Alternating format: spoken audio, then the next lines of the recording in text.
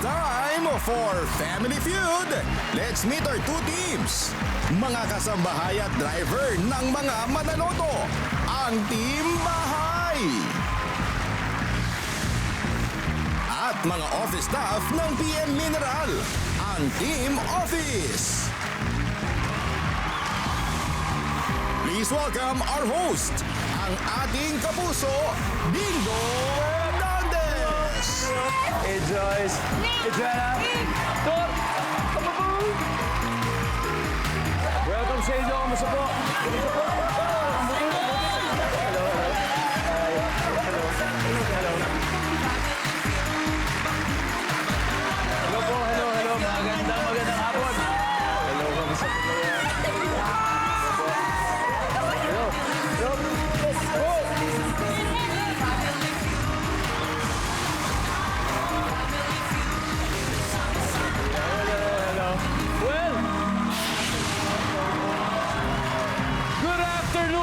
Puso.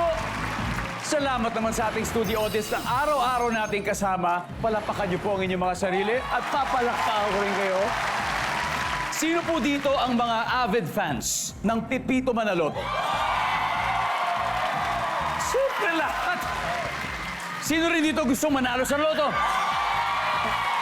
Hindi man po kayo manalo sa loto, winner naman ang summer nyo dahil kasama kayo sa 15th anniversary celebration ng Pepito Manaloto. Dito, sa pinakamasayang family game show sa buong mundo, ang Family Feud.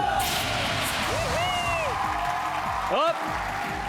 Nag-day off muna sila sa bahay at opisina ni Sir Pepito at Ma'am Elsa para i-kick off ang 15th anniversary celebration ng longest running sitcom on Philippine television, ang Pepito Manaloto. Kaya, eto na po, ang Team Bahay, led by the all-around assistant ng mga Manaloto, si Baby, played by the sexy and provocative comedian, Ate Mosang. Ate Mo. Ate Mo. Sobrang saya namin dahil totoo po, 15 taon na po ang Pepito Manaloto. Love it. At dahil po yan sa inyong lahat, sobrang thank you. Wow. Yes.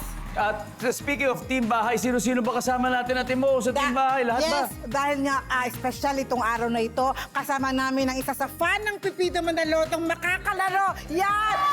Siya po ay galing pa sa Ubando, Bulacan. Joyce. Miss Joyce Cristobal! Yes! At ito naman, ang pinakamatalino sa Team Bahay ay Bunch for this!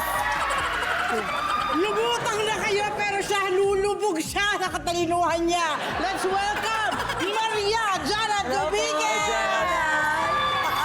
Eto naman, napakagwapo nito pero hindi ako sure. Arthur Solinap! 15 years. Yes. I'm sure mayroong makakamahinanda kayong pasabog. Panood po kayo ng ang first part ng summer episode po ng Pepito Manaloto. Bukas na po.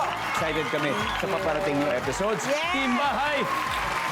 Eto, kilalanin naman ang mga kalaban nila. Kung may Team Bahay, meron ding Team Office. Led by Office Girl Mara, played by Maureen Larazabal. Hi, Mau. Hello, Sir Ding Dong! Yeah, were you and then your teammates? Oo, Your introduce ko isa-isa. Siyempre, ang avid fan ng Pepito Manaloto for 15 years. Pangalan niya ay Owen at ang surname niya ay... Pepito. Taray! Pinanganak talaga siya para sa show. Tapos, siyempre, ang aming bagong baby girl, 2 years na siya sa Pepito Manaloto. We have Cara, si Sofia Senole. Hi, Sofia. At ang aking BFF sa show na lagi kong kaaway, ang napakaganda, Tony Lopena. Yes, sir. Baliktad. Para palubog ako. Mau, ano ba, for example, in 15 years, anong pinaka-greatest takeaway at natutunan mo dito being part of the cast? Yes, before ako magpipito actually, mapagpatul ako sa lahat ng bagay eh. But then, nung pumasok na ako sa Pepito, I realized na normal lang na meron tayong negativities sa buhay. So, nasa atin na yon kung paano natin siya i-handle. Wow. Sofia, bilang pinakabago sa cast, What I learned was na no matter where life takes you, ups and downs, it's just important who you're with. The people you surround yourself with, no matter what, you'll get through it. Basta kasama mo sila. Totoo yan, totoo yan. Yes, Dong. Ang talagang hindi ko makakalimutan na natutunan ko sa Pipito, yung pakikitungo sa iba't ibang klase ng tao. Hindi pwedeng puro artista lang yung barkada mo, ang kaibigan mo, nandun ka lang sa loob ng tent. Hindi. Kailangan marunong kang makibagay sa lahat. Doon ka nila lalong mamahalin. Wow. At alam ko, yung 15 years, nako, marami pa at malayo-malayo pa ang mararating at maraming pa tayong matututunan. Mau, Yes! bago mag-umpisa, may ano ba tayo dyan? May pampaganang message ba tayo kay Ate Mo? Nasabi na sa akin, Mosang ni Patrick, na kailangan ka naming durugin. So, humanda ka. Papayag ba tayo dyan? Ate Mo? Confident ako matatalinong mga kasama ko. Kahit yung audience, tawan-tawa sila yung matalino. Eto na, good luck to both teams. Simulan na natin ang battle for 200,000 pesos. Ate Mo, Maureen, let's play round 1.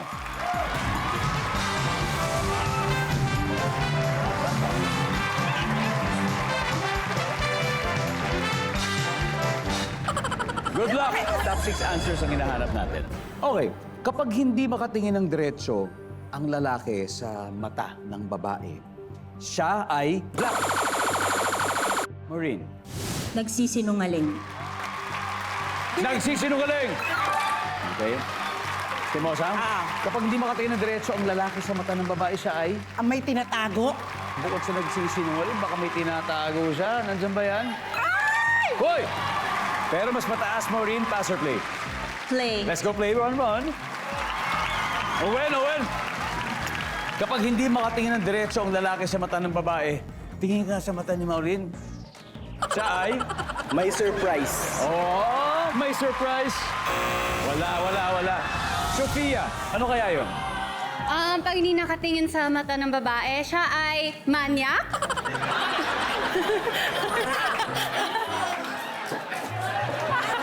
Delikado yata yun. Services? Wala. Timbahay. Ito, 2 strikes na. Kapag hindi makatingin ng diretso ang lalaki sa mata ng babae, siya ay blank. Siya ay in love. Yon, baka Siya yan in yun. love. In love. Top answer. Maureen, ito, hindi makatingin ng diretso, yung lalaki sa mata ng babae, siya ay... Pag hindi makatingin ng diretsyo, siya ay... Timbahay. Art, eto na. Kapag hindi makatingin ng diretso ang latake sa mata ng babae, siya ay... Kasi may dumaang ibang babaeng maganda. Nakikita ko sa ibang ano. Personal experience Hindi. Jana. May muta yung babae. May muta? oo. Nahihiya siya sa bili. Awkward. May muta ka. Parang awkward, parang sasabihin ko bang may muta to? Kaya may tingnan. Joyce, pag di makatingin ng diretso ang lalaki sa mata ng babae, siya ay... In love. In love. Ate Mosang, kapag hindi makatingin ng diretso ang lalaki sa mata ng babae, siya ay... Siya ay 3 seconds. May asawa na. May asawa na. Asawa ng iba. May asawa Ayaw iba niya nagchichis. ayaw niya tumingin sa Oo, iba. nagchichis. Mga ganun. May asawa na daw. Tama ba yun? Services? Wala. Tignan natin yung mga hindi nakuha. Number 6. Pwede may muta. Pwede may muta. Number 3. And finally, number 2. Nahihiya. Di ba nahihiya? Natutorpe. Round 1 goes to Team Office. They have now 47 points. Pero hindi magpapadaygan Team Bahay. Welcome back to Family Feud. Today is Rush Hour Friday. At gaya ng dati, binabati natin ang mga taong naiipit ngayon sa matinding traffic. Pero ngayon, habang nasa traffic kayo, pwede kayo manood ng Family Feud sa inyong gadgets. Kaya gusto namin sabihin, please travel safe. Gusto namin safe kayo makarating sa inyong kinaroroonan. Kasi nga winner ang Summer kasama ang cast members ng longest running sitcom na Pipito Manaloto, ang score natin ay ganito. So far, Team Office pa lang ang nakakascore, 47 points. Kaya tuloy na natin ang game. Ito, tawagin po natin. Siya po ay isang midwife from Bulacan na si Joyce at ang theater actor at part-time teacher na si Owel. Let's go, play round 2.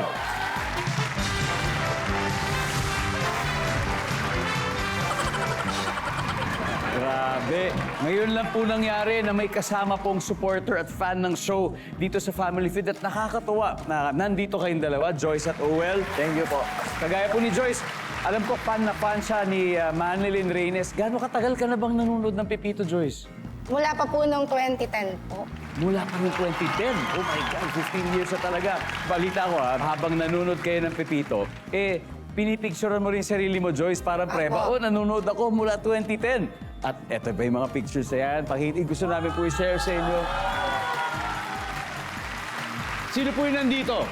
Yung kasama niya sa picture sa gitna? Ito po yung anak ko po Anak na niyo? pangalawa. Ito po yung manugang ko. Tapos yung pong apo ko po. Apo nyo. Wow, I'm sure pinapanood nila kayo ngayon. Opo. Si Owel naman. Ilan taon ka na nanonood ng Pepito, Owel?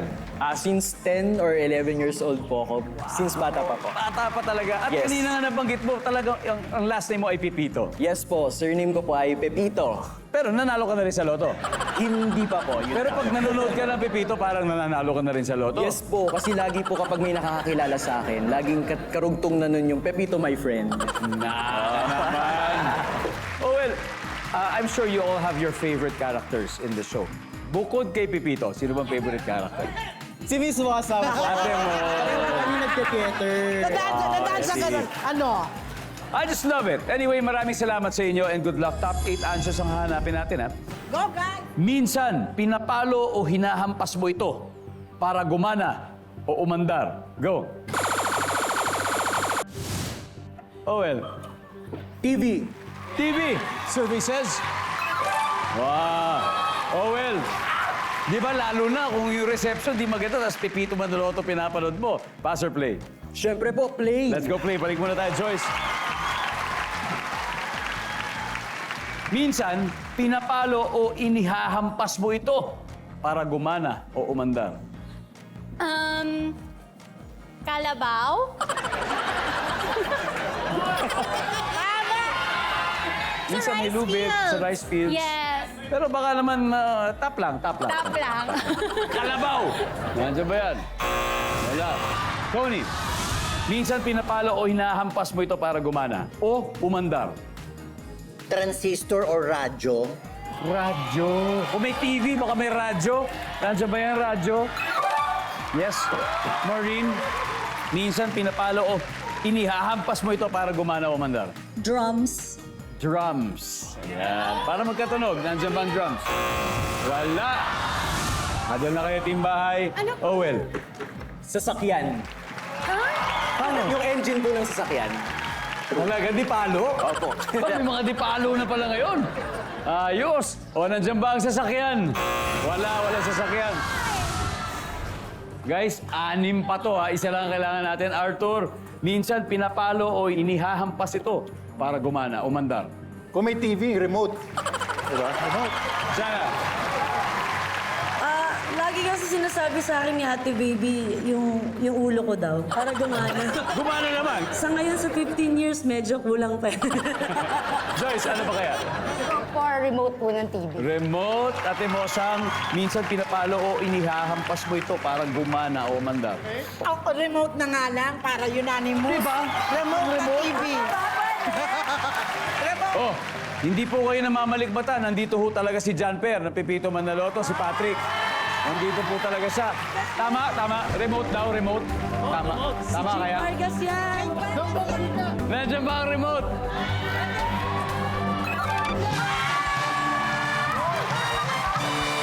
Alright, let's see number 8. Ballpen! Ballpen. 7. Washing machine. Number 6. Relo. Number 5. And number 4. Electric fan. Nandun lahat. Ay, walang kalabaw. Cellphone talagang kala mo naman dahil sa ampas, eh, no? Ito, dumidikit ng scores. Team Bahay, 57. Team Office, 47. Very exciting. Kaya itutuloy natin ang bardagulan sa susunod na round. But welcome back to Family Feud, kung saan winner ang summer dahil winner din ang mga naglalaro ngayon. Sila po, napapanood natin tuwing Sabado sa top rating at longest running TV sitcom ngayon, ang Pepito Manaloto. Recap tayo ng scores ng both teams. 10 points lang ang lamang at namamagitan sa kanila. Team Bahay 57, naghahabol ang Team Office 47. Kaya ituloy na natin ang game. Ang susunod na magsasagupaan, sina Maria at Cara ng Pepito, Jana Dominguez and Sofia Celeron.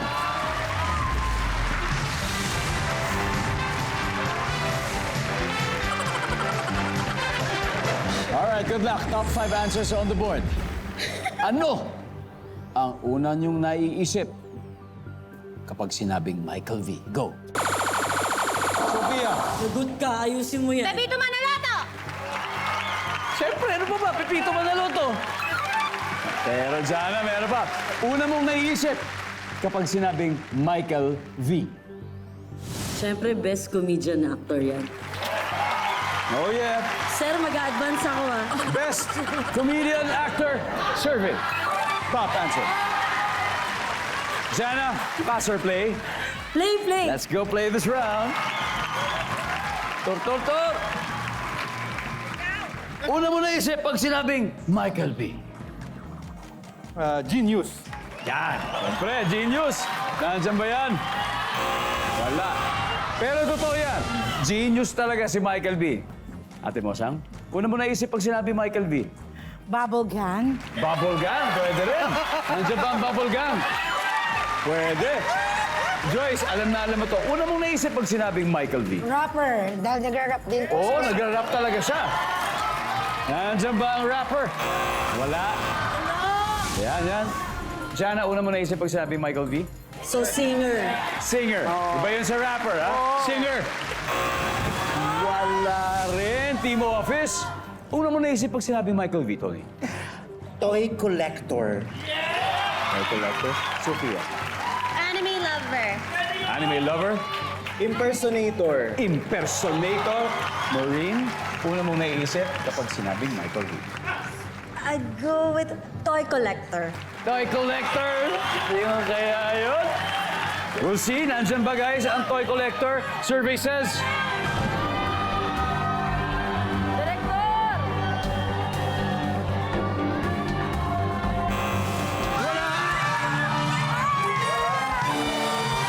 We'll see. Ito po ang sinurvey natin. Number 6. Ano nakalagay?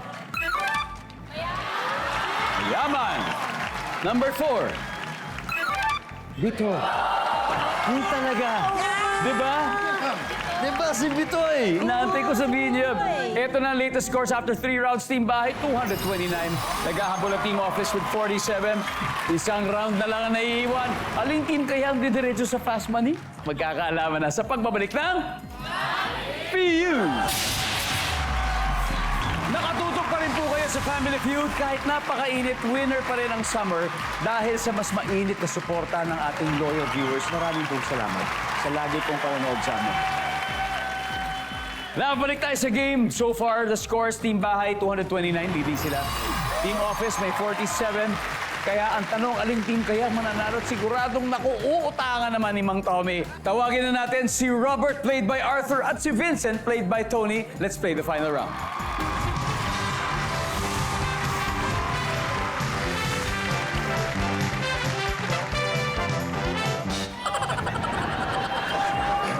Okay, triple points. Top 4 answers. Sa jeep o sa bus? Ano ang gagawin mo kapag nakatulog sa balikat mo ang katabi mo? Arthur. Gigisingin. Gisingin. Paano mo gigisingin? Excuse me. Maayos ha? Maayos, Git. Gigisingin daw. Top answer. Art, pass or play? Play! Let's go! Let's go! Ito na, Ate Mosang. Sa jeep o sa bus, gagawin mo kapag nakatulog sa balikat mo ang katabi mo? Iiwas. Iiwas mo, iilag mo ganun. Oo, kasi ayaw mo, di ba? Siyempre, iiwas na lang daw. Iiwas! Joyce, sa jeep o sa bus, gagawin mo kapag nakatulog sa balikat mo yung katabi mo? Hayaan ko po siya dito sa balikat. Hahayaan mo lang. Nangyari na ba sa'yo yun? Talagang bait naman, niyayaan mo lang. Survey says... Jana, sa jeep or sa bus, gagawin mo kapag nakatulog sa balikat mo ang iyong katabi.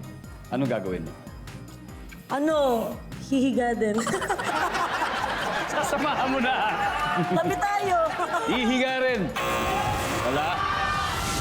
Arthur, anong gagawin mo? Lalaro na lang ako ng golf. Wala akong naisip eh. Okay. Pwede na kayo mag-usap-usap ting office. Anong gagawin mo kapag nakatulog sa balikat mo ang katabi mo? Hihimasin ko yung ulo niya. Sige, tulog ka pa. Tulugin pa lalo! Ang babait naman ito. Nandiyan ba yan, survey? Wala. Okay. This is your chance. Tony, anong gagawin mo? Magte-take advantage. Take advantage? Sophia? Bababa na lang ng jeep. Bababa na lang. Oh. Okay. Oh, well. Sisikuhin ko.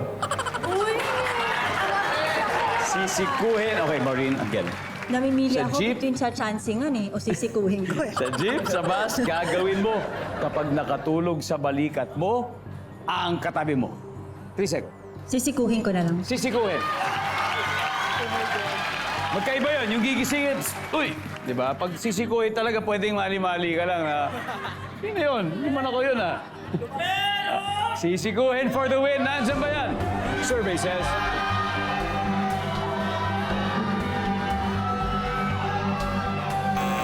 Wala! Ano ba to? Number 4. Tutulak! Iba kasi sa sisikuhin. Iba yung siko Yun sa talaga. tulak. Ang final score, Team Bahay, 514 points. Team Office, 47. Thank you very much, Tony. Salamat sa iyo. Yes, of course. Sophia, thank you. Thank you. Owel, sana nag-enjoy ka, Owel, Maureen. Thank you, Maureen. Meron kayo 50,000 from Family Feud. Thank you very much. Thank you! Oh, Team Bahay, congrats sa team mo. Ito na. Ang matalino na mga timba! Sabi sa'yo eh. I told you. Ate mo, sino maglalaro sa Fast Money? 2 players?